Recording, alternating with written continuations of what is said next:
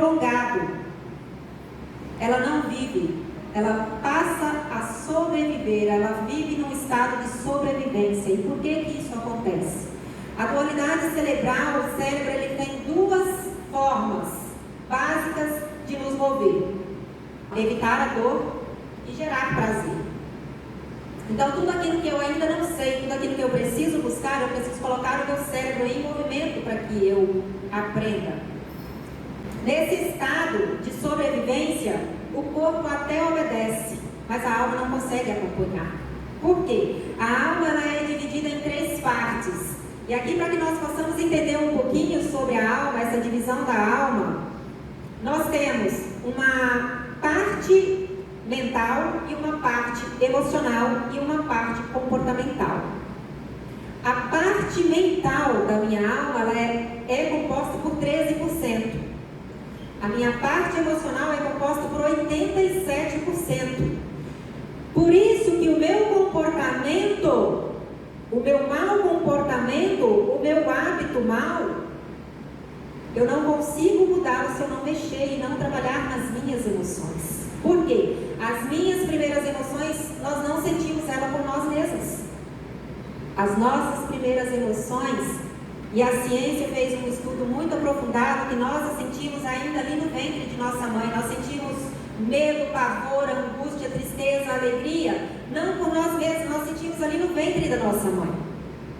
E quando nós olhamos para dentro da palavra Deuteronômios 28, nós aprendemos sobre bênçãos e maldições, correto? Então, bênçãos e maldições é 2 faces da mesma moeda.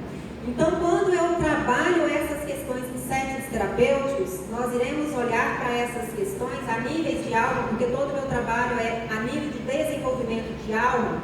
Nós iremos olhar como heranças benditas e heranças malditas.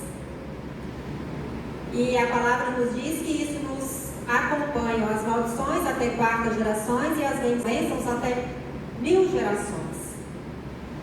Então, essa divisão da alma revela que, e a ciência fez, além disso tudo, uma descoberta, que o óvulo que me gerou já estava no ovário da minha mãe, dentro do útero da minha avó. Então, como que era o estado emocional dessa avó, dessa mãe, enquanto nos gerou? Porque se eu estava lá ainda no oculto, isso revela que eu possa ter recebido cargas emocionais que ficaram retidas na memória. E muitas das vezes esse 87% aqui, eu não consigo mudar o meu comportamento porque existem questões que ainda não foram vistas, não foram trabalhadas.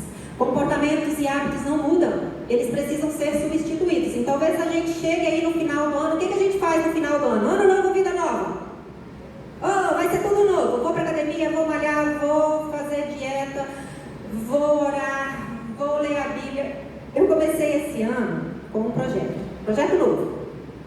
Comecei a ler a Bíblia de Gênesis, desde Gênesis, porque às vezes a gente lê, começa lá num texto, num livro que nos chama a atenção, e eu comecei lá em Gênesis. Gente, eu falei que eu vou fazer um genograma dos personagens que estão ali, porque genograma também é uma das ferramentas que eu utilizo dentro. Genograma é o que? A gente faz um mapeamento, é como se fosse uma árvore genealógica, e aí a gente vai traçando esses padrões e alinhando todas, principalmente essas cargas emocionais que ficam retidas, porque isso tudo nos influencia.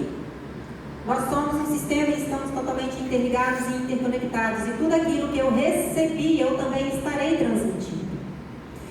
E aí nós chegamos então na alma. Qual é o chamado então do Reinaldo? Deus não criou a mulher apenas para servir, mas para governar sob sua autoridade. E o problema não é falta de fé. O problema não é falta de fé, nem oração ou compromisso. O problema é tentar reinar sem discernir a estação, sem superar a estação, sem romper, sem passar o ciclo dessa estação.